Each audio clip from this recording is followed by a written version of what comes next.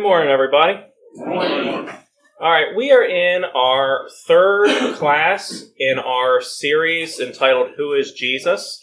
And what we've been doing is we've been going over what I presented as 5 statements that you could make, and you could demonstrate by using these 5 statements. You can demonstrate that Jesus is God. Jesus is God. Christianity is true.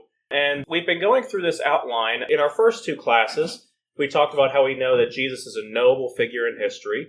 And last week, we went over a lot of details into how we know that the 4 New Testament Gospels are historically reliable sources for the life of Jesus.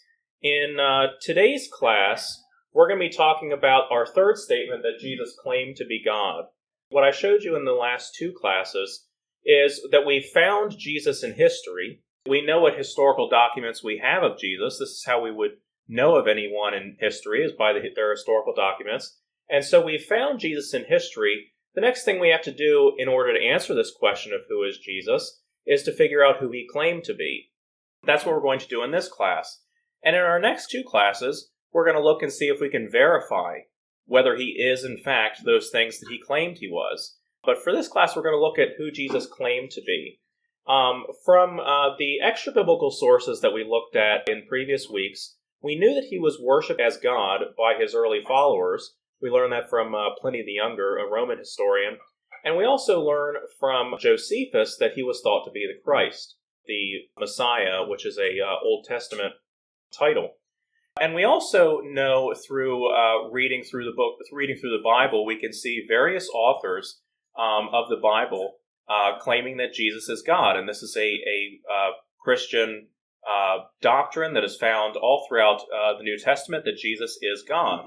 But for this class, and we're not going to go through and study all of that, but for this class in particular, we're going to look about what Jesus himself claimed he was. Looking at these 4 New Testament Gospels as historically reliable sources for the life of Jesus, according to them, what did he claim about himself? And we're going to go over 4 major claims that he made. Jesus claimed to be the Messiah.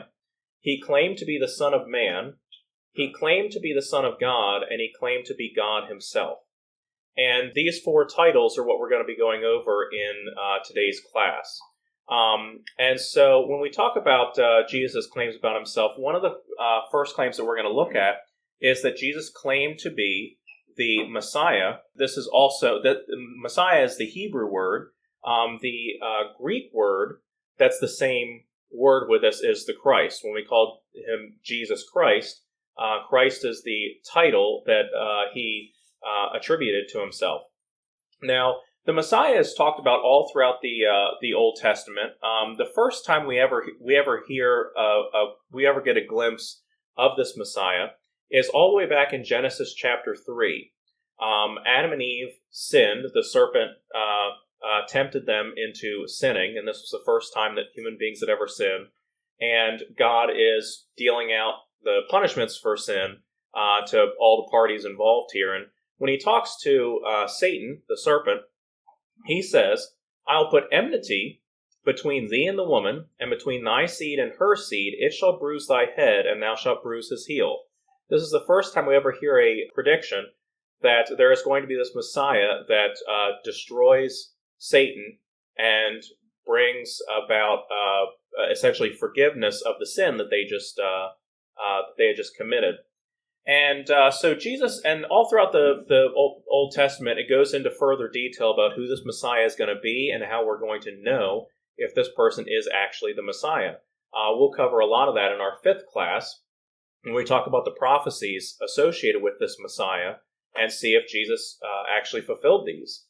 But Jesus, this title of Messiah is something that Jesus claimed for himself. Jesus claimed to be this Messiah when he was talking with the woman at the well.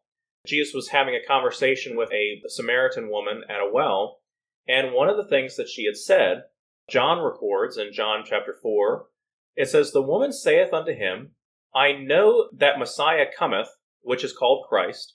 When he is come, he will tell us all things. Jesus said unto her, I that speak unto thee am he. He said, this Messiah that you've been waiting on, your whole life, and that you, as followers of the Old Testament, have been waiting on since Genesis. I'm that person. I am the Messiah. In Mark chapter 14, we see an amazing section of Scripture in verses 61 through 64. I'm going to be referencing this multiple times today. This is at Jesus' trial, and he's being tried by the Jewish authority, and they're trying to get him to say something that's going to get him killed, that they'll be able to institute capital punishment on him. But Jesus was not really defending himself in his trial, and so that's where it picks up in here. It says, "But he held his peace and answered nothing." But then it says, "Again the high priest asked him, and said unto him, Art thou the Christ, the Son of the Blessed? And Jesus says, I am. The Christ, the Messiah, I am that. And he says, And ye shall see the Son of Man sitting on the right hand of the power, and coming in the clouds of heaven. Then the high priest rent his clothes, and said, What need we of any further witnesses? Ye have heard the blasphemy, what ye think? And they all condemned him to be guilty of death." One of the things that he claimed in his trial was that he was the Christ, or the Messiah. And we'll come back to this because this says a lot more about what Jesus claimed to be, but we'll come back to this section. In Matthew chapter 16, verses 13 through 17, this is when he's talking with Simon Peter, and he's asking him, Who do you think that I am?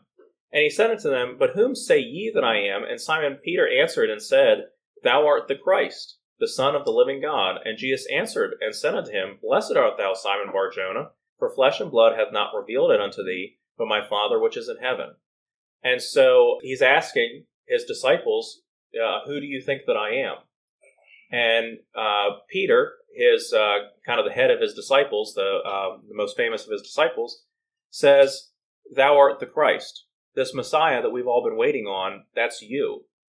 Simon is attributing this, you are the Christ, you are the Messiah. And he acknowledges this. He says, Blessed art thou, Simon Bar-Jonah. He's saying, yes, you're right. When we look at Jesus' claims about himself, he claimed to be the Messiah, but he also claimed to be the Son of Man. Now, the Son of Man is an interesting title to take on. A lot of these titles, we kind of think in our modern terms, like, what does that mean to mean you're the Son of Man? What does that mean? Well, this is a reference to the book of Daniel. The book of Daniel is making a bunch of prophecies. And one of the things that it says in Daniel chapter 7 is it says, I saw in the night visions and beheld one like the Son of Man came with the clouds of heaven and came to the Ancient of Days, and they brought him near before him. And there was given him dominion and glory and a kingdom, that all people, nations, and languages should serve him. His dominion is an everlasting dominion, which shall not pass away, and his kingdom, that which shall not be destroyed. That'd be a cool thing if you were the Son of Man, to be like, you're going to rule forever. It's like, that's a pretty powerful claim to make about yourself, to say that you are the Son of Man. But Jesus does claim to be the Son of Man. We look back in Matthew, where he's talking to his disciples, and he says, Whom do men say that I, the Son of Man, am? So he calls himself the Son of Man, and this is where Peter says that thou art the Christ, the Son of the living God. And so in verse 13, he's claiming to be the Son of Man. This is what he identifies himself as. Who do men say that I, the Son of Man, am? Now, Jesus also claims to be the Son of Man in John chapter 8. Verses 28 through 29. It says, Then Jesus said unto them, When ye have lifted up the Son of Man, then ye shall know that I am he. Okay, this is very direct. He's claiming to be the Son of Man. He says, And that I do nothing of myself, but as my Father hath taught me, I speak these things. And he that sent me is with me. The Father hath not left me alone, for I do always the things that please him. He's claiming to be the Son of Man. We go back to Mark chapter 14. At his trial. After he claims to be the Christ, it says, Art thou the Christ, the Son of the Blessed? And Jesus says, I am. And ye shall see the Son of Man sitting at the right hand of power and coming in the clouds of heaven. In this section, he's also claiming to be the Son of Man. He claims to be the Son of Man in Matthew chapter 9, in verses 2 through 7. This is when they bring a sick man, sick of the palsy, he's a lame man, they bring him in to see Jesus, and some of the scribes are there at this event. And so it says, and behold, they brought to him a man sick of the palsy, lying on a bed. And Jesus, seeing their faith, said unto the sick of the palsy, Son, be of good cheer, thy sins be forgiven thee. And behold, certain of the scribes said within themselves, This man blasphemeth. And Jesus, knowing their thoughts, said, Wherefore think ye evil in your hearts? For whether it is easier to say, Thy sins be forgiven thee, or to say, Arise and walk. But that ye may know that the Son of Man hath power on earth to forgive sins, then he saith to the sick of the palsy, Arise, take up thy bed, and go into thy house. And so he's saying, just so that you will know that the Son of Man has the power to forgive sins, and the power to do these miracles, I'm going to do these miracles. Okay, he's claiming to be the Son of Man. So he's claimed to be the Christ, and he claimed to be the Son of Man. But Jesus also claimed to be the Son of God. He claimed this title for himself. He said that he was the Son of God. He did this multiple times. One of the times he did this was actually in a parable that he said, talking about being able to forgive sins and to free us from sins.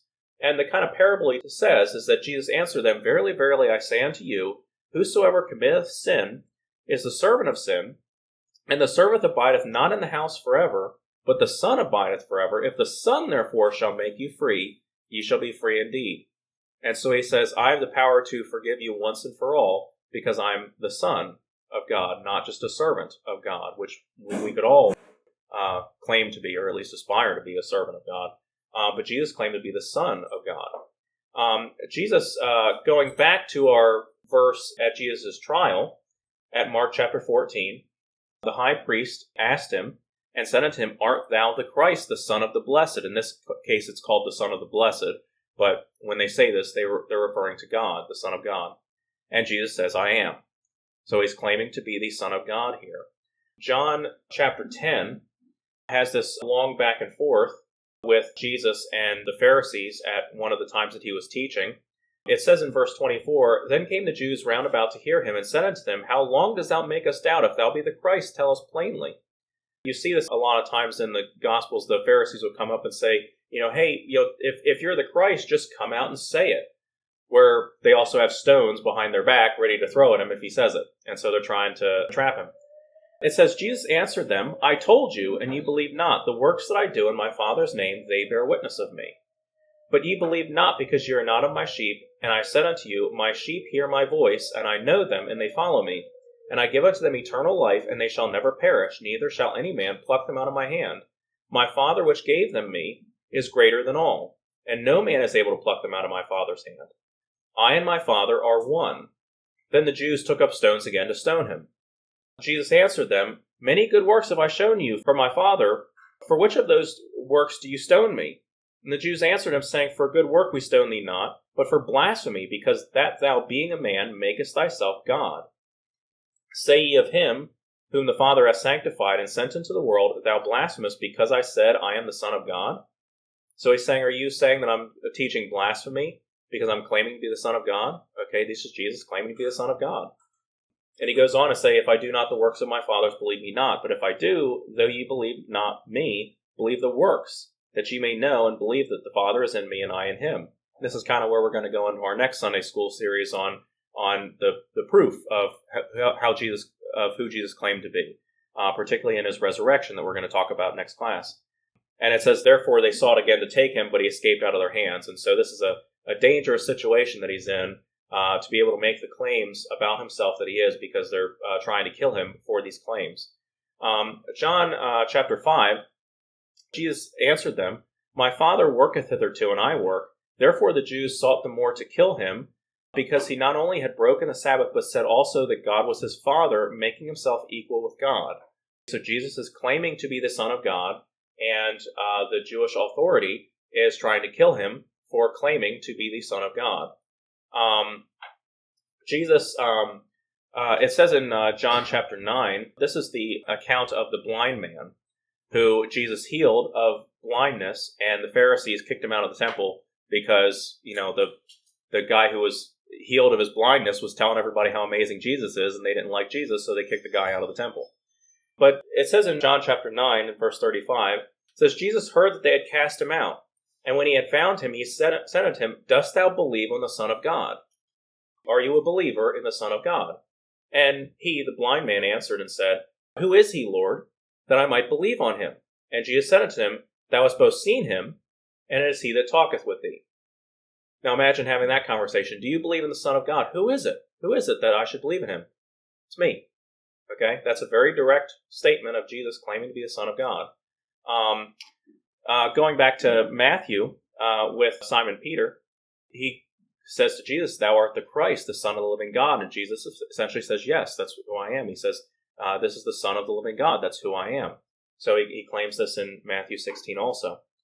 Now, the main thing that we're going to cover today, and I would say the thing that is most often challenged, is the statement that Jesus claimed to be God. The main thing that we're going to be talking about today is whether or not Jesus claimed to be God. And there's a lot to say on this subject. One of the things that people will do who are skeptics of Christianity, I'd say very, very common amongst Muslim circles, is that they'll say Jesus never claimed to be God anywhere in the Gospels. And one of the things they'll do is they'll say, well, show me the verse where Jesus says, I am God. Show me that verse. And this is what's called a reductive argument. Okay, now reductive arguments are arguments that make things out to be simpler than they actually are. I can't necessarily find a verse where it says the three words in the order, I am God. Okay, I can't find that. But this is what's called a reductive argument, where it oversimplifies and leaves out important details. A reductive argument won't win a debate because it tries to make a complex issue much too simple. Jesus did claim to be God on multiple times, okay, even if he didn't say the three words, I am God, okay? So we need to be a little bit more intelligent about how we ask our questions. The problem with a reductive argument is it makes us act like we're not as smart as we actually are. And I don't acknowledge a reductive argument that makes the person asking the question act like they don't know anything. And I'm certainly not going to go about acting like I don't know anything myself either. In John chapter 14, it's an interesting section of Scripture where Philip, one of Jesus' disciples, said unto him, Lord, show us the Father, and it suffice us. He says, show us God. In verse 9, Jesus said unto him, Have I been so long time with you, and yet hast thou not known me, Philip? He that hath seen me hath seen the Father. And how sayest thou then, show us the Father? He says, you're asking me to show you God. Okay, have you not known me? He says, if you've seen me, you've seen God. That's a pretty direct statement of Jesus claiming to be God. Okay, that's Philip. Let's go to one of his other disciples. Let's go to Thomas. Okay, we talked about Thomas in our first class. Thomas wasn't there when Jesus originally appeared to his disciples. And so Thomas said, I'm not going to believe that Jesus rose from the dead. And so he says, unless I see the nail prints in his hands and feel the spear wound in his side, I won't believe. And Jesus appeared to Thomas, and he showed him the nail-scarred hands. Verse 27, Then said he to Thomas, Reach hither thy finger, and behold my hands, and reach hither thy hand, and thrust it into my side, and be not faithless, but believing. In verse 28 it says, And Thomas answered and said unto him, My Lord and my God. Thomas acknowledges Jesus as his God. And Jesus said unto him, Thomas, because thou hast seen me, thou hast believed. Blessed are they that have not seen, and yet have believed. And so Jesus is accepting the worship from Thomas at the worship that he would give to God. He's accepting Thomas's addressing him as God. Okay, when he calls Jesus God, Jesus accepts that. Okay, and it's interesting because there's a lot of things that Jesus does that should only be attributed to God. Jesus is a Jewish person, obviously, and Jewish people, just like Christians today, believe that only God should be worshipped. You shouldn't worship anybody else other than God. And Jesus was like this. He said that you should only worship God. He says that Jesus said unto him, talking to Satan, Get thee hence, Satan, for it is written, Thou shalt worship the Lord thy God, and him only shalt thou serve. As a Christian, and as a Jewish person at this time, you're not allowed to worship anyone other than God. Okay, a parallel verse is in Luke chapter 4. It says, And Jesus answered and said unto him, Get thee behind me, Satan, for it is written, Thou shalt worship the Lord thy God, and him only shalt thou serve. You are not allowed to worship anyone other than God. Jesus believed this. Jesus then demanded to be worshipped as God. In John chapter 5, he says that all men should honor the Son, even as they honor the Father. He that honoreth not the Son honoreth not the Father which hath sent him. He says, you need to worship me as God.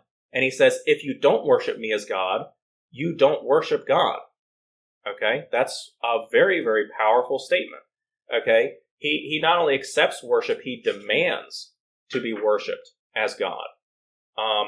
And when we look back at his encounter with Thomas, Thomas is giving him worship. He says, my Lord and my God. And Jesus accepts it. He accepts worship. And he does this on multiple accounts. Multiple times, Jesus accepts the worship, being worshipped as God. John chapter 9, when the blind man was healed, he said unto him, who is he? Who is the Son of God, that I might believe on him? And Jesus said unto him, Thou hast both seen him, and it is he that talketh with thee. And he said, Lord, I believed, and he worshipped him. And Jesus accepted this worship. When his disciples were on the boat, then they that were in the ship came and worshipped him, saying, Of truth, thou art the Son of God. Jesus is accepting worship in Matthew chapter 14. Jesus is accepting worship with the leper in Matthew chapter 8.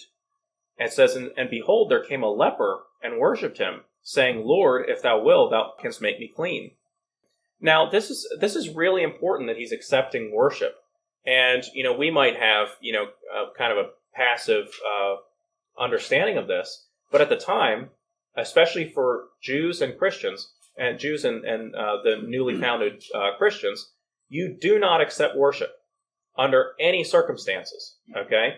If you go up and worship your pastor, okay, Pastor Jimmy will say, no, do not do that, okay? We actually see this in the Bible quite a lot.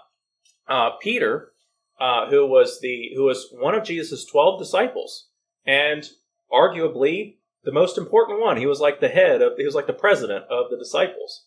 Okay, he was basically the leader of the early church at this time.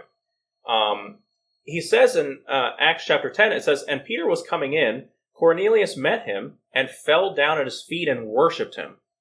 Peter walks in the door, and we bow down and we worship him. What does Peter do? It says, But Peter took him up, saying, Stand up. I myself also am a man. It says, You do not worship me. We don't do that here. Okay? You do not worship. I am not God, and so you do not worship me. Okay? Not only, if any human, especially at the time, should have been worshipped, it would have been Peter, because he's the head of the disciples. But he says, no, you do not worship me. We don't do that as Christians. We don't do that, and of course, at the time, Jews. And not only did Peter reject worship, but angels also reject being worshipped. John, in the book of Revelation, is talking about this time where he went and saw heaven. He saw heaven himself. He saw God sitting on the throne, and he saw an angel.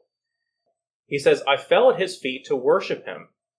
And he said to me, See thou do it not. I am thy fellow servant, and of thy brethren that have the testimony of Jesus. Worship God. For the testimony of Jesus is the spirit of prophecy.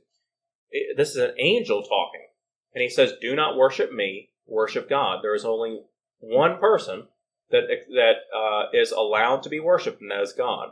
And so Jesus accepting worship is actually a very, very big deal. Okay, anyone who's accepting worship is tacitly claiming to be God. When we look at Matthew chapter 9 again, and we see him healing the lame man, we see something really interesting, and that is that Jesus is claiming to be able to forgive sins. Okay? Now, only God can forgive sins. This is a basic Christian and before Christian Jewish theology, is that only God can forgive sins. So he says to the man who's sick of the palsy, he says, "Son, be of good cheer, thy sins be forgiven thee." And behold, some of the scribes, these are the people that write the Old Testament. Their job is to copy the Old Testament. So they know that something's not right here. You can't forgive sins. You're just a man. And behold, certain of the scribes said within themselves, "This man blasphemeth." And Jesus, knowing their thoughts, said, "Wherefore think ye evil in your hearts? For whether it is easier to say, Thy sins be forgiven thee, or to say, Arise and walk. But that ye may know that the Son of Man hath power on earth to forgive sins." He says to the sick of palsy, "Arise, take up thy bed, and go into the house." And so Jesus is claiming to have the power to forgive sins. But that is something that only God can do. In the parallel account in the Gospel of Luke, it says, "And the scribes and the Pharisees began to reason, saying, Who is this which speaketh blasphemies? Who can forgive sins but God alone?" The only person that is allowed to forgive sins is God, and this person is claiming to be able to forgive sins. Okay? That's not okay. That's blasphemy. Okay? Of course, it's blasphemy as long as he's not God. If he is God, then better listen to him. Jesus, in our section in John chapter 10 that we read from, where he's arguing with the Pharisees, Jesus says to them, "I and my Father are one." It says, "Then the Jews took up stones again to stone him." I like that word "again" there. They take up stones again. "Oh, you're stoning me again?" Like, we've already been through this. Because they attempt to stone him a lot. But Jesus says, "I and my Father are one." Like, this is what I mean by saying that it's a reductive argument to say, where does he say, "I am God"? It's like, right here he's saying, "I and my Father are one." We're the same person. Okay? That's a very, very powerful statement. In John, about four chapters later in John 14, he says this really interesting phrase. He says, "Believe me that I am in the Father, and the Father in me." Now, I don't know if you've ever read these verses that you think are written just for you. This is one of the verses for me. I was a math guy, and one of the things we study in set theory is a definition of what makes two sets equal. Okay? And if you have one set that's, let's call it set A, which is 1, 2, 3, and you have another set B that's 1, 2, 3, 4, 5. Set A is inside set B. 1, 2, 3 is inside 1, 2, 3, 4, 5. Okay? But 1, 2, 3, 4, 5 is not inside set A. Set A is smaller. And so the way that they define sets being equal in set theory is that A is in B and B is in A. And then I come home from my math class and then I read in John 14, "Believe me that I am in the Father and the Father in me." Okay? If by the definition of set theory, he is claiming to be God. Okay? And maybe that's me reading into it a little bit from a mathematical perspective, but I still think it's interesting. This is Jesus claiming to be God. Now, one of the biggest times that he did this, one of the most famous times that he did this, was this very odd statement that he makes in the section of John chapter 8. In John chapter 8, Jesus is having this discussion with the Pharisees. And he says in verse 56, "Your father Abraham rejoiced to see my day, and he saw it and was glad." It's a weird thing to say, like, hey, Abraham, who lived, well over 1,000 years ago, yeah, he thought he was just waiting around for me. He thought this was a great time when I was going to be here. And so he's talking about, almost like he knows Abraham. And then said the Jews unto him, "Thou art not yet 50 years old, and hast thou seen Abraham?" Like, Abraham's long time ago. Like, you're nowhere close to being old enough to have known Abraham. Okay, it's like me saying, "Oh, Abraham Lincoln loved me." It's like, you're not old enough to have known Abraham Lincoln. That's ridiculous. You're not even 50 years old yet. The Jews said unto him, "Thou art not yet 50 years old, and hast thou seen Abraham?" And then verse 58, Jesus said unto them, "Verily, verily, I say unto you, before Abraham was, I am."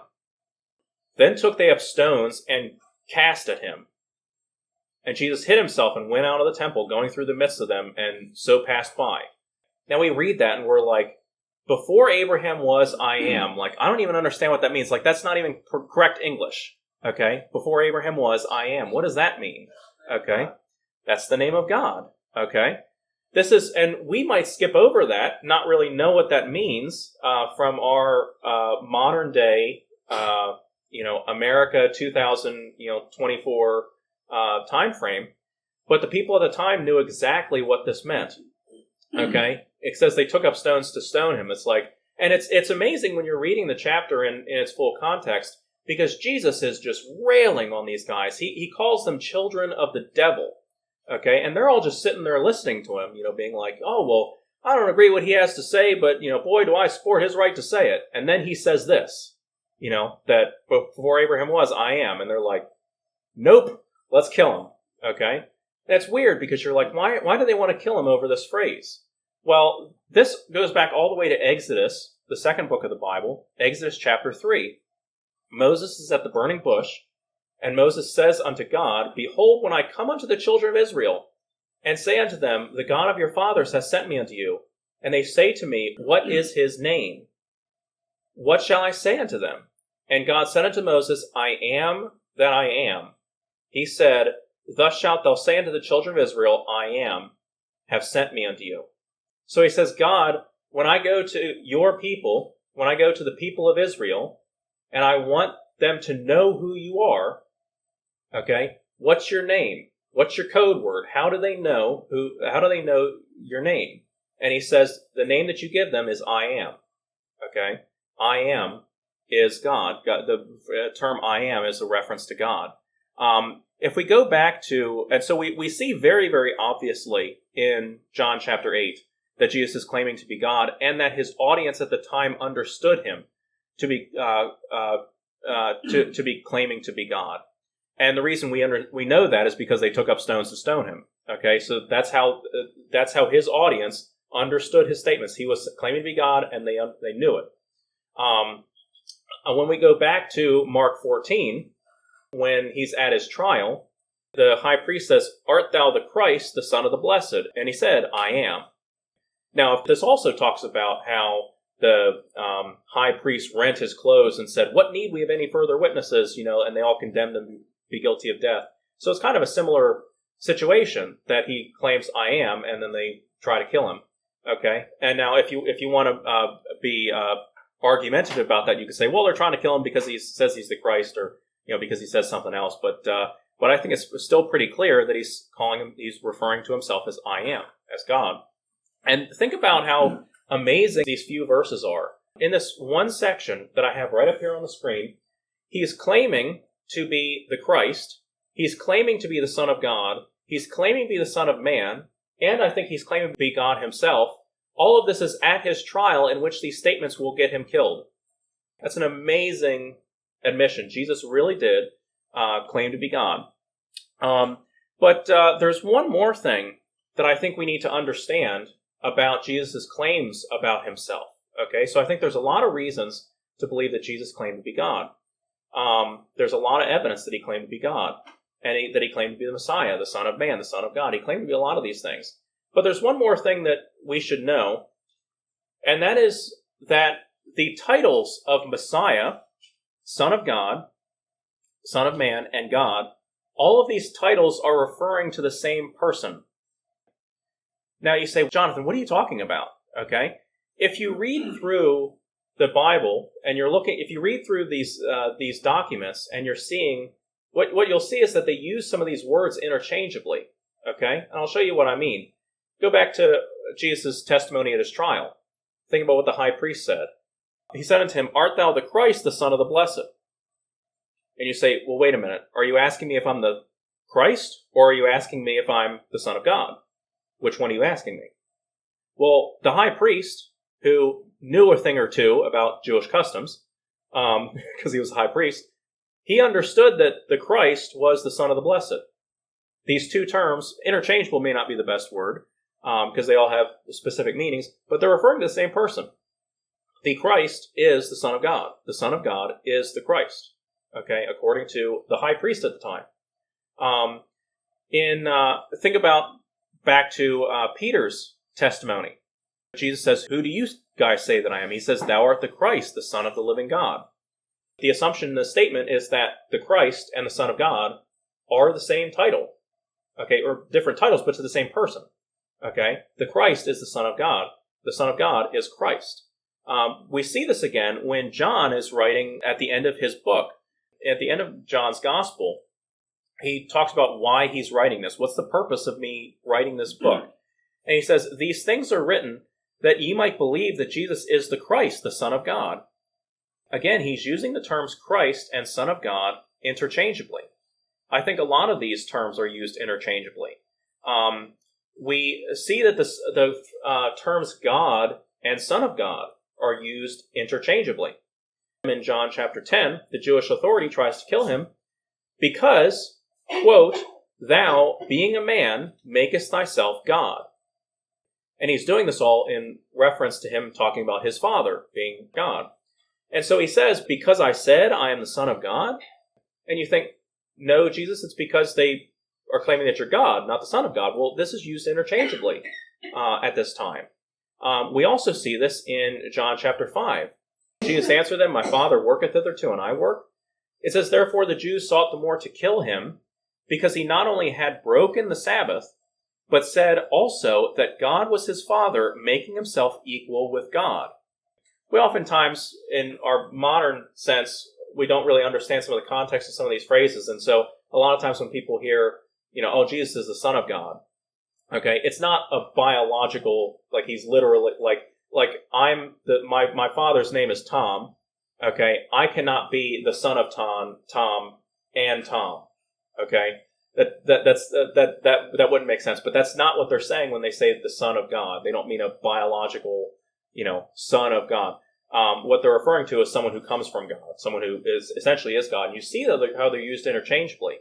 So, people can say, "Well, Jesus claimed to be the Son of God. How can he claim to be God also?" Well, it's not really a biological reference. Like, you kind of get lost in the analogy a little bit. But we also know that the term Son of Man and the term Messiah was used interchangeably also. It's really interesting that Jesus was talking about how the Son of Man was going to be lifted up. And by lifted up, he means killed, crucified. And the people at the time thought that was a really strange thing for him to say. Because he says, "The people answered him, We have heard out of the law that Christ abideth forever. And how sayest thou the Son of Man must be lifted up? Who is the Son of Man?" Now again, read this carefully. Because they're saying, you're claiming yourself to be the Son of Man, and you're claiming that you're going to die. But we know that the Christ is going to live forever. So how does that work? Now, if you're reading that and you're like, well, what's the problem? The Son of Man dies, but the Christ lives forever. Like, why would you have a problem with that? Well, they understood that the Christ and the Son of Man are the same. And so that's what's causing them to ask this question. Okay?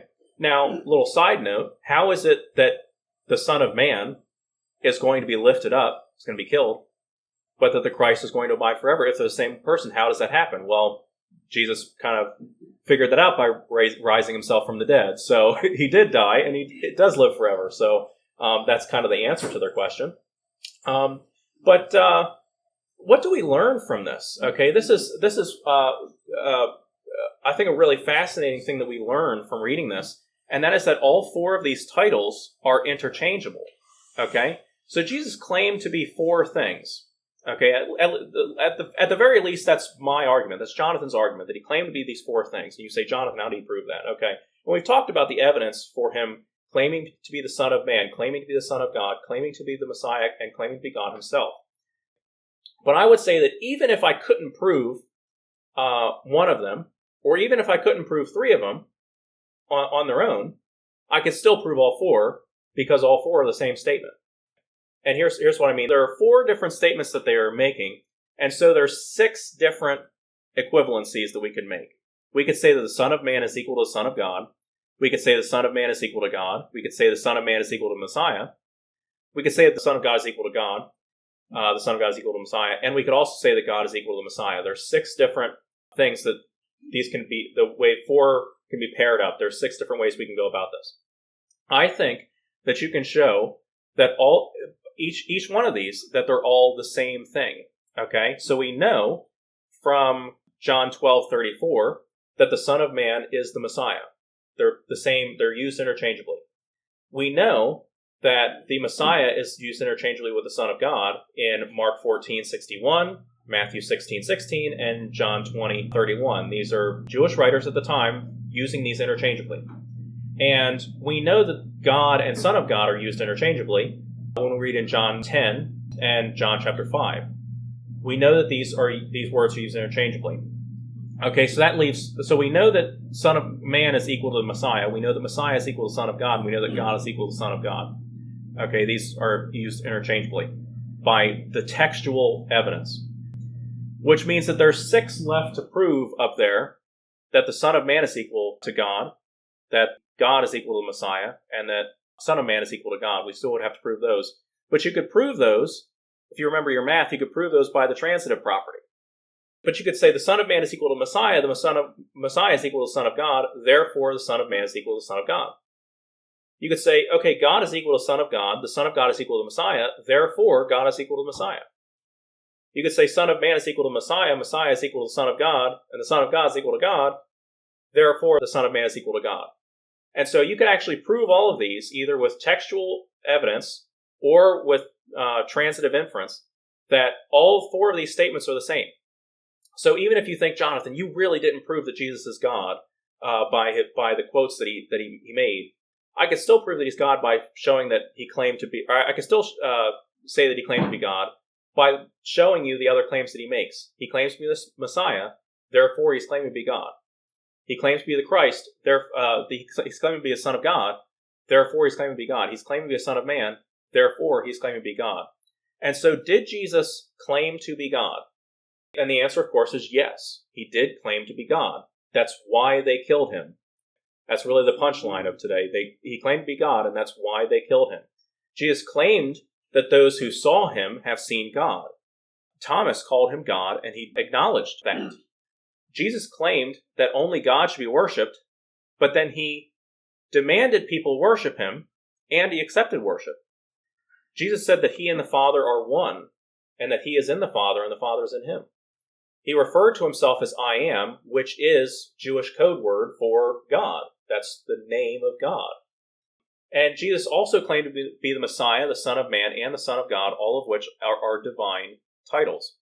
And so you say, Jonathan, did Jesus claim to be God? The answer is yes, he claimed to be God. We're asking the question is, who is Jesus? And we're trying to look at it from the perspective of a skeptic, okay?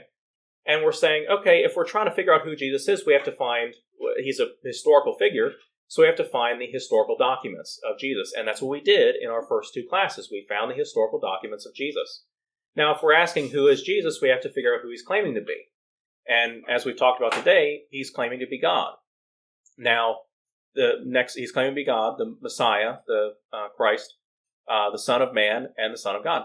Now, the question then that we're going to be looking at in our next 2 classes is, do we have any evidence that he is actually those things? Anyone can claim to be God, okay? Anyone can claim that, but do they have any evidence for that? And so that's what we're going to look at in our next 2 classes, is what is the evidence that Jesus is God? What is the evidence that he's the Messiah? And the 2 big 2 topics that we're going to look at over the next 2 weeks is that we have historical evidence that Jesus rose from the dead. Okay? And that's what he staked his claim on. He said, you're going to know that I'm God because I'm going to die, and 3 days later I'm going to rise up from the grave. And we also know, particularly, that he's the Messiah, the Christ, because the Old Testament gave prophecies about, so that we would know who the Messiah, who the Christ is. And we're going to look and see if Jesus fulfilled that. And so we're going to take this claim of who Jesus claimed to be, and we're going to look at the evidence to see if he really did give the evidence to show that he was who he claimed to be. And so that's what we're going to do in our next 2 weeks. But does anyone have any thoughts or comments, questions?